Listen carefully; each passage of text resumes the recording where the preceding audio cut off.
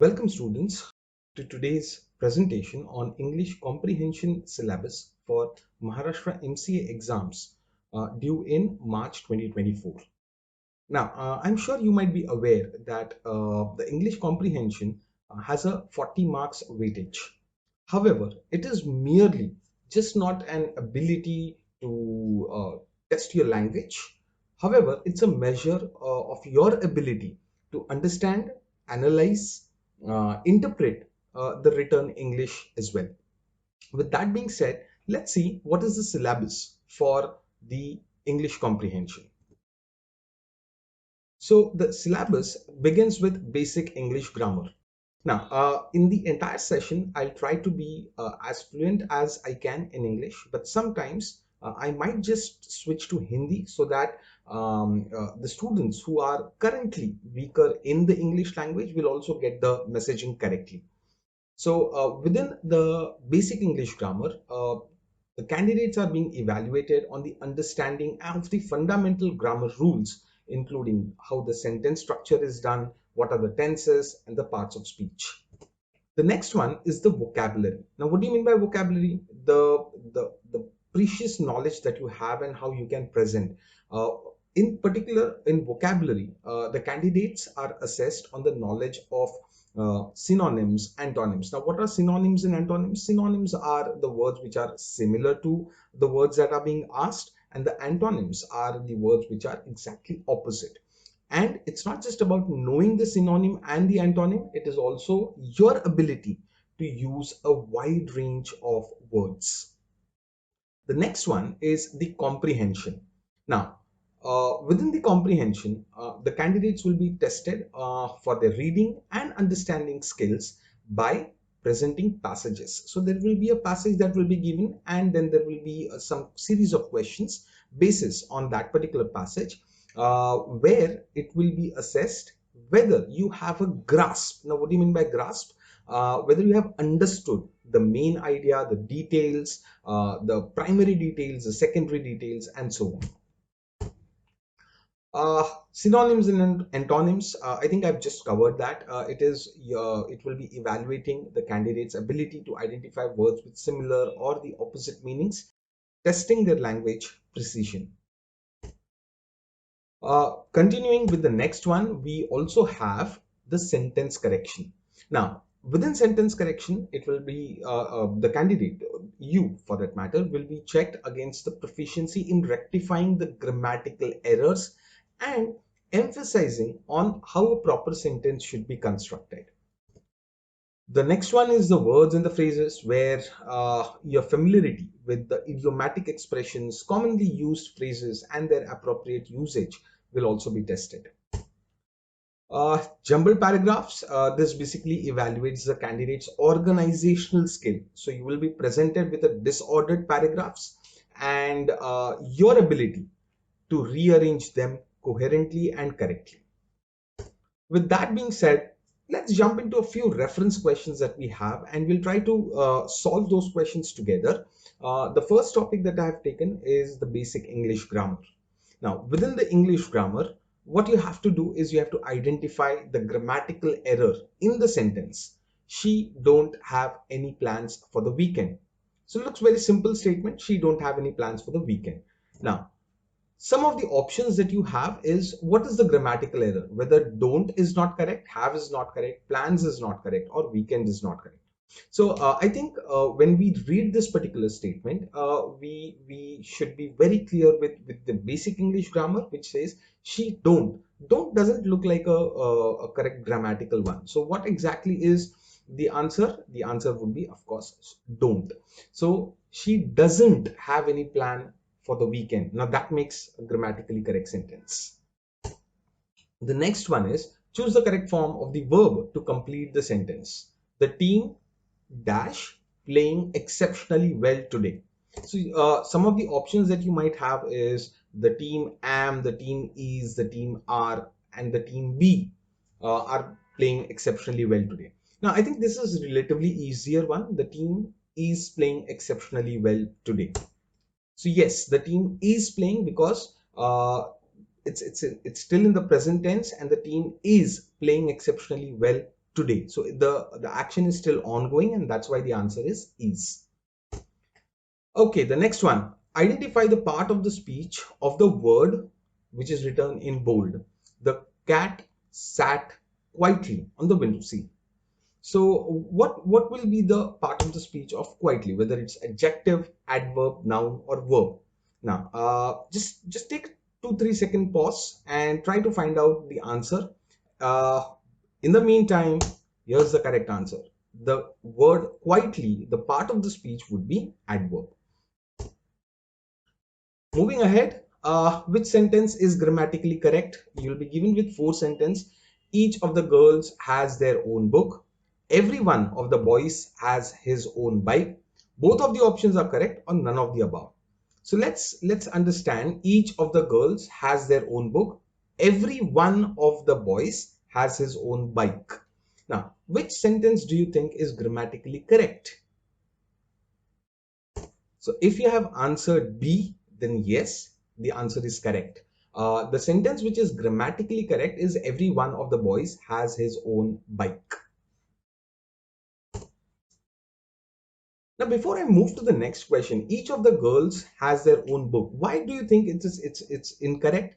Because when you're talking about each, you're talking in a singular tense, which is one girl. And if you just go ahead, it says there. Now, when you say there is a form of a plural. So on one hand, you can't refer to a singular girl, and on the other hand, you can't include there in the form of a plural. So moving to the next question, uh, choose the correct option. Neither. The pronunciation may vary as per the idiosyncrasies, but both the pronunciations, true to my knowledge, are correct. So neither the cat or the dog was hungry. Neither the cat nor the dog were hungry. Neither the cat nor the dog was hungry, and neither the cat or the dog were hungry. So quickly try to find out which would be the correct answer. And if your answer is C, neither the cat nor the dog was hungry. If you have pointed out that answer in your mind, then congratulations, your answer is absolutely correct. Okay, so let's move to the next section, which is vocabulary. So within the vocabulary, provide a synonym for the word ephemeral. So what would be the synonym, the similar word, whether it is permanent, lasting, fleeting, or eternal? And the answer is fleeting. The synonym word is fleeting. What is the antonym? Antonym is the opposite for the word verbose. So whether it's talkative, concise, wow, loquacious, or voluble. Well, the answer is concise. When you say verbose, it means it is occupying a large thing, and when you say concise, it means it's a small thing. Choose the correct meaning of the word ubiquitous. Whether it's limited, scarce, present everywhere, or it's hidden. Well, the answer is the word ubiquitous means present everywhere. It's interesting, right? So let's move to the next one, which is in the sentence, the aroma wafted through the air. What does wafted mean? Whether it means disappeared, drifted gently, whether it is intensified or dissolved. Now, the aroma wafted, true to my understanding, it would be going through somewhere, right? So I think the answer would be drifted gently. And if you have thought the same, then congratulations. That's one more correct answer for you. Drifted gently. So the aroma is the smell. So smell is drifting gently through the air. Okay, identify the correct meaning of the idiom kick the bucket. So what does that kick the bucket stand for? Whether it is to buy a bucket, whether it is to die, whether to play the football, or to jump over the bucket. And I'll not waste much time. It is to die. So kick the bucket means I'm just going to die. That doesn't literally mean I'm going to die. It means if something is not within your scope, just kick the bucket. So let that particular thing die. We'll stick to some other thing. Now, comprehension. Now, comprehension is very, very tricky. So we have a paragraph right here. It says, in a small town nestled between rolling hills, there lived a young artist named Alex.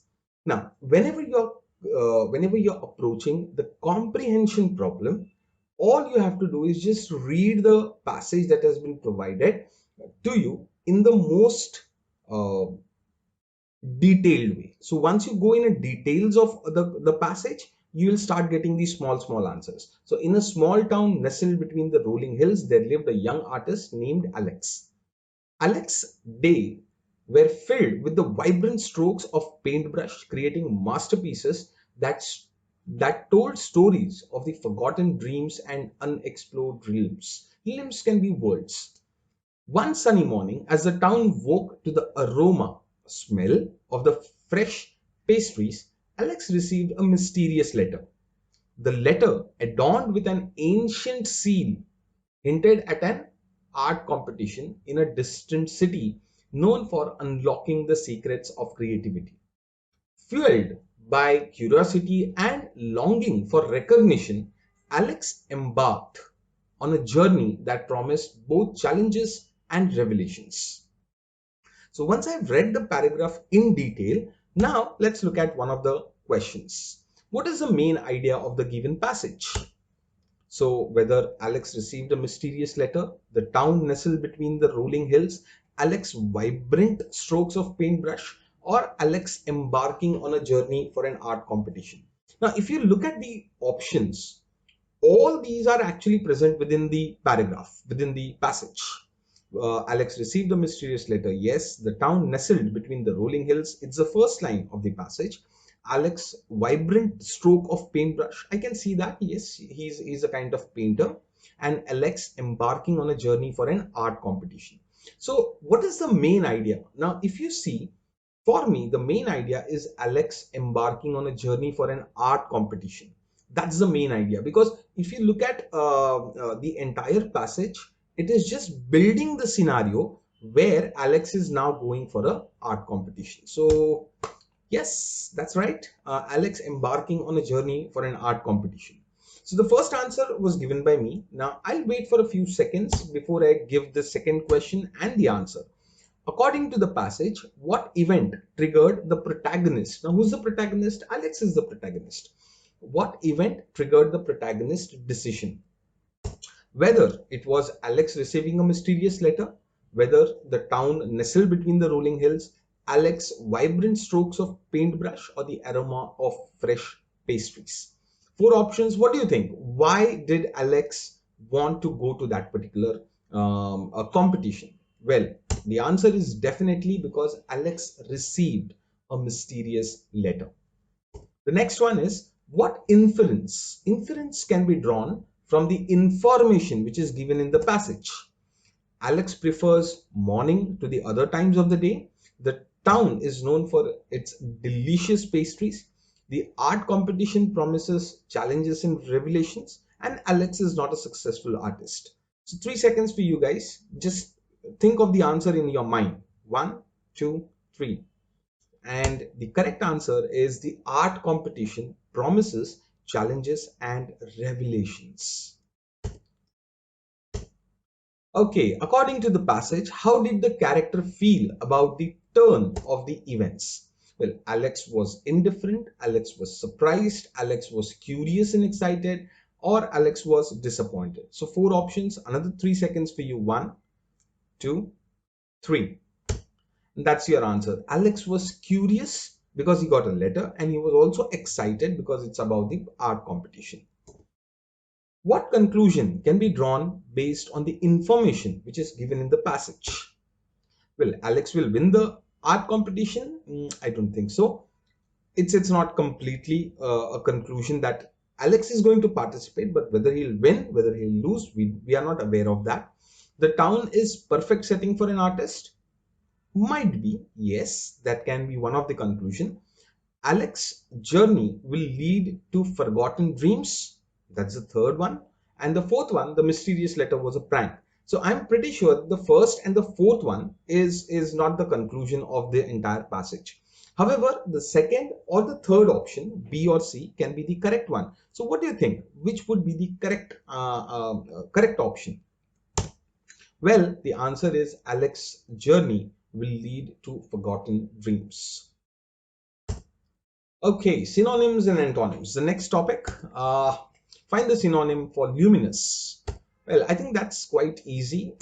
It would be bright, right? So luminous is something which is illuminating, and whatever is illuminating has to be a bright one. Discover the antonym, the opposite of serene, whether it's calm, turbulent, tranquil, or peaceful. Well, serene, the opposite meaning of serene is turbulent. Locate the synonym for ephemeral. Well, I think we have already seen that one, which is nothing but fleeting. Uncover the antonym for verbose. I think we have also seen that. Verbose, the antonym would be concise. Verbose is vastly appealing and concise is small. Identify the synonym for ardent. What would be ardent? Ardent, sorry. Well, ardent is nothing but passionate. I'm passionate about something. Oh wow, last one, personally my favorite one, sentence correction. Choose the grammatically correct sentence. Neither of the dogs is barking. Neither of the dogs are barking. Neither of the dog is barking. And neither of the dog are barking. So what according to you is a grammatically correct sentence of all these four options? Well, the answer is neither of the dogs is barking. Now, why do I say neither of the dogs is barking? Because neither, again, it's a singular thing. So one out of the two dogs or multiple dogs is barking. Neither of the dogs is barking. Is a word that is going correctly with a plural or a singular. Well, the answer is singular. Now, neither is representing singularity, and that's why the correct formation would be neither of the dogs is barking. Identify the correctly constructed sentence. Now, here I'm not going to assist you. You're going to find out the answer in your mind with these options. Many of the furniture is old. Much of the furnitures are old. Many of the pieces of the furniture are old, and much of the furniture are old. So you have got four options. One of them is identify the one of the sentence is correctly constructed, and if you have said C in your mind, many of the pieces of the furniture are old, then that would be the correct answer. Lovely. So let's move to the next one. Select the grammatically accurate sentence, and the options are none of the books is missing, none of the book are missing, none of the book is missing, none of the books are missing. So again, just a hint, none. So that means I'm again trying to touch the singularity. So if I'm talking about singular, none, then I'm pretty sure is should be there. So I think we have got either option A or option C. None of the books is missing. None of the book is missing. Now, I think again, if we just go in the details, none of the book. So when I'm referring to a singular thing, none, then I have to give a multiple options. So book is a singular word. So that means my answer should be none of the books is missing, which would be option A. Great. So if you read the sentence and understand the meaning of the sentence, then we can determine whether the sentence is grammatically accurate or not. Okay, so the last one for the day in terms of sentence correction, determine the grammatically sound sentence. So once I show you the options, I'm going to go on a silent mode for the next 2 to 3 seconds and just imagine the answer in your mind. Both of the answers is correct. Both of the answers are correct. Both of the answer are correct. both of the answer is correct. Just a hint again, both would be representing plural. Just a hint. So 1, 2, 3. And the answer is both of the answers are correct. And that's why I gave the hint. Both represents plural. Okay, so jumbled paragraph. Arrange the following sentences in the correct sequence. Well, you have the sun dipped below the horizon, shadows grew longer as the daylight waned, nightfall descended, casting a veil over the landscape, and nocturnal creatures began to stir. The options or the correct sequence would be C, B, D, A. Organize the sentence to form a coherent paragraph. So the aroma of the freshly baked bread wafted through the air. In the corner, a barista expertly crafted the intricate coffee designs. Customers lounged in the comfortable chairs, sipping on their favorite brews, and soft jazz music played in the background. So I'll not invest much time on this. The correct sequence would be D, A, B, C. So the soft jazz music plays in the background. The aroma of the freshly baked bread wafted through the air. In the corner, a barista expert crafted the intricate coffee designs, and finally the customers lounged in the comfortable chairs. Okay, then let's move to the next one. Now I'm giving you a couple of examples for practice. Now it would be great if you can just comment what would be the correct formation of these sentences. So the spaceship soared through the vast expanse of our outer space. Astronauts marveled at the beauty of the distant galaxies. In the cockpit, a steady hum of instruments echoed, and stars twinkled against the backdrop of the cosmic canvas. So these are the 4 sentences. You have to construct a logical sequence, like which event would have occurred first, then second, then third, and fourth. Please, I would request you to comment in this particular below the video with the correct sequence that you think, and after a certain period I'll be very happy to provide you with the correct logical sequence. The same goes for the next one as well, which is the detective carefully examined the clues at the crime scene. Witnesses provided conflicting accounts of the incident. The forensic team analyzed fingerprints and the DNA evidence. Suspicion hung in the air as investigators sought the truth. So please use your logical sequence, have it formed, put it in the comment, and I'll be very happy to announce the correct sequence very soon. With that being said, as usual, thanks a lot for watching this particular video. I hope I was able to provide some insights about the English comprehension for the Maharashtra MCA exam. Do like, do share, do subscribe, and don't forget to comment with the right answers on just below this particular video. Thank you, and we'll be coming up with more and more such videos. So keep liking. Thank you so much. Bye bye.